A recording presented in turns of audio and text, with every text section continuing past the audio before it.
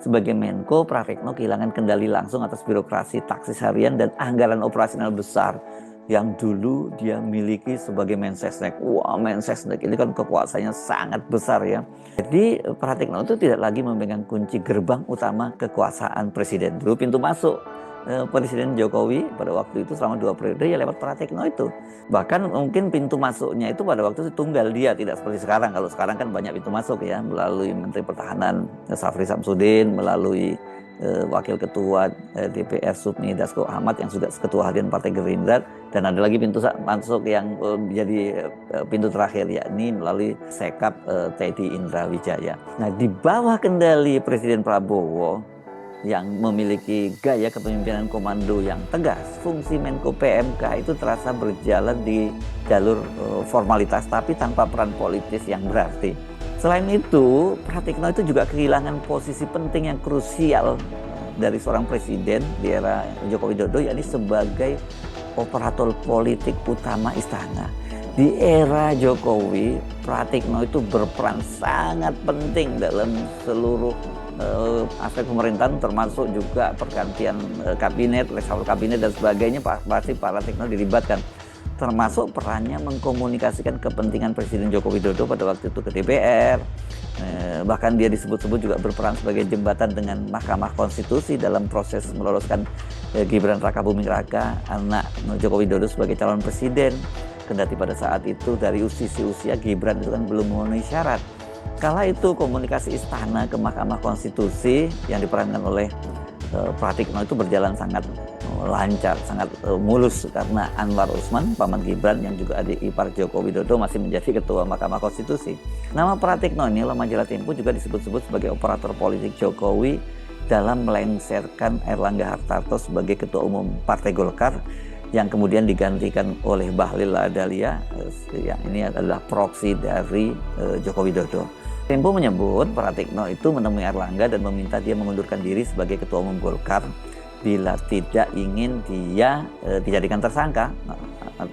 Yang ini dalam kasus korupsi ekspor minyak goreng, dan pada waktu itu karena sprindiknya sebagai tersangka itu akan segera diterbitkan bila dia dalam 1 kali 24 jam tidak segera mengundurkan diri.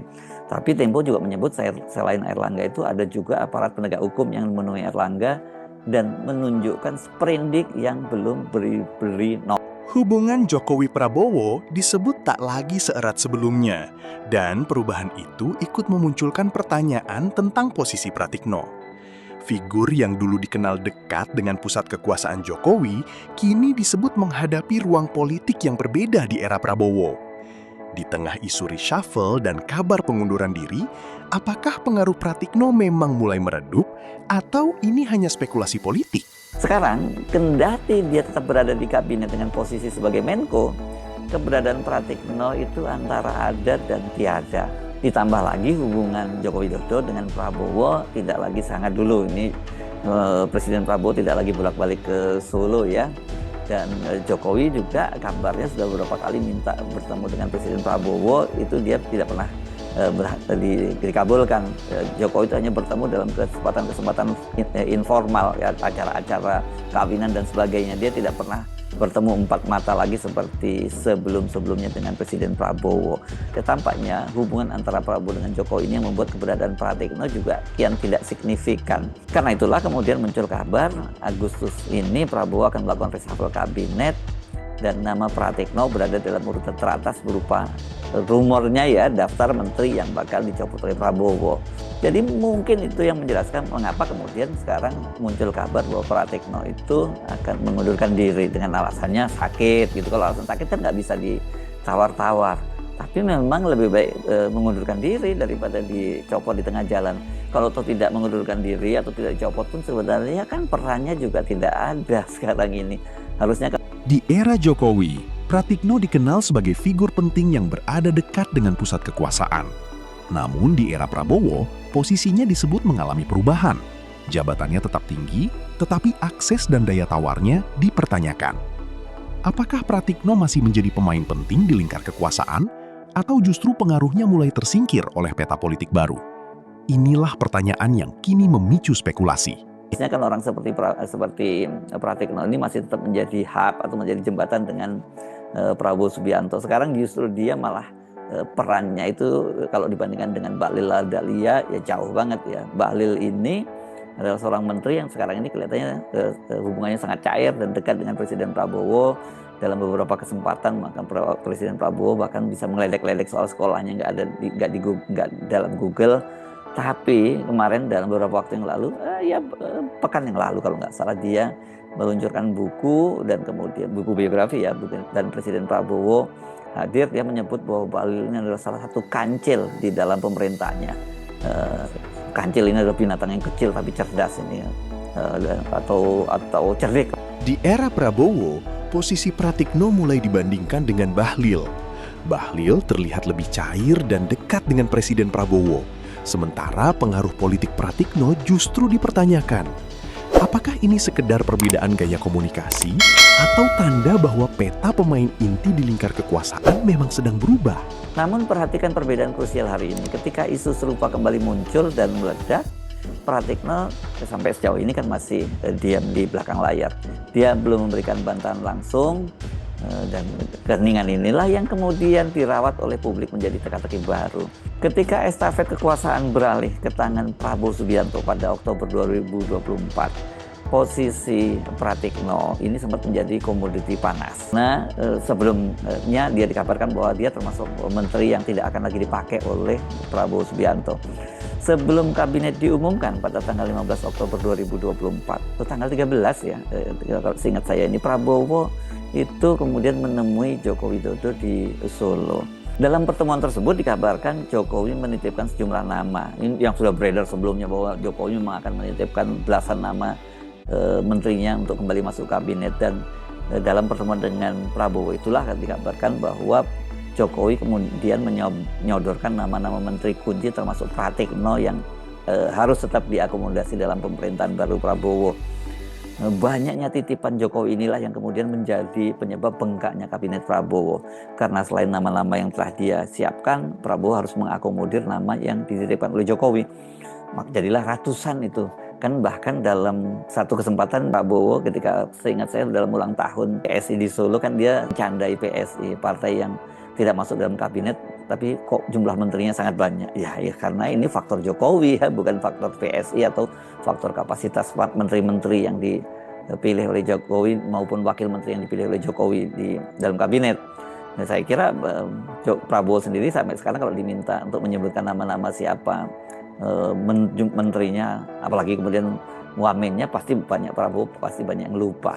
Pratikno sempat menepis narasi menteri titipan itu dengan kelakar. Dia berkelakar bahwa kayak GoFood aja dititipin katanya. Namun fakta bahwa dia tetap masuk kabinet membuktikan posisi tawarnya Jokowi itu memang sangat kuat. Rumor tentang Pratikno kembali memanas. Sejak awal pemerintahan Prabowo, namanya disebut sebagai salah satu figur yang dikaitkan dengan Jokowi. Benarkah posisinya mencerminkan masih kuatnya daya tawar Jokowi di pemerintahan baru? Faktanya, Pratikno tetap bertahan dan bahkan menempati posisi Menko PMK. Namun, apakah itu bukti pengaruh lama masih bekerja atau sekedar bagian dari dinamika politik kabinet? Bayangkan orang yang sukses memimpin partai tapi dipaksa mundur gitu ya. Namun, era keemasan dan kedigdayaan Pratikno itu tampaknya memang sudah berlalu. Sekarang ini dia harus menghadapi realitas bahwa eranya itu sekarang berbeda. Dia bukan lagi bagian dari penguasa. Dia bukan lagi operator politik yang sangat ditakuti oleh orang-orang yang berada di kabinetnya Joko Widodo. Perjalanan politik Pratikno ini memang sangat menarik. Dia ini kan sebenarnya dikenal sebagai akademisi pendiam lah. Dia mulai mendampingi Jokowi sejak masih menjadi wali kota Solo. Saat itu Jokowi itu didampingi oleh sebuah tim yang dipimpin seorang pakar politik dari Universitas Gadjah Mada, Cornelius Lai. Ini adalah figur yang dikenal mempunyai hubungan dekat dan sangat dipercaya oleh Ibu Megawati. Ketika Jokowi terpilih menjadi presiden, sesungguhnya atau kabarnya Jokowi itu sebenarnya menginginkan Cornelius Lai ini, Dr. Cornelius Lai itu sebagai Mensesnek sekaligus mendampinginya menjalankan pemerintahan. Namun saat itu Cornelius Lai menolak dengan alasan kesehatan dan memang tidak lama kemudian Cornelius ini meninggal dunia. Dan penolakan Cornelius Lai ini menjadi pintu masuk Pratikno yang saat itu baru terpilih menjadi rektor UGM ke puncak kekuasaan politik di pentas nasional. Dan pada eranya Pratikno ini kan banyak sekali akademisi terutama dari Visipol UGM yang masuk ke lingkaran kekuasaan di istana. Gaya dan penampilannya yang kalem itu menyamarkan posisi Pratikno yang sangat krusial dan penting di era Joko Widodo. Dia juga bukan dikenal sebagai figur yang high profile gitu. Justru posisi seperti ini yang sangat menarik dan berbahaya sesungguhnya ya. Namun di kalangan elit politik di era Joko Widodo, mereka sangat tahu betapa besarnya peran Pratikno. Dari akademisi hingga menjadi figur penting di istana, perjalanan Pratikno di era Jokowi begitu kuat. Namun, kini muncul pertanyaan tajam. Apakah era politik Pratikno mulai berakhir? Ia masih berada di kabinet, tetapi pengaruhnya disebut tak lagi sekuat sebelumnya. Jika benar, ini bukan sekedar perubahan posisi seorang menteri, melainkan pergeseran peta kekuasaan di lingkar pemerintahan. Terima kasih sudah menonton. Jangan lupa like, komen, dan subscribe. Sampai jumpa kembali.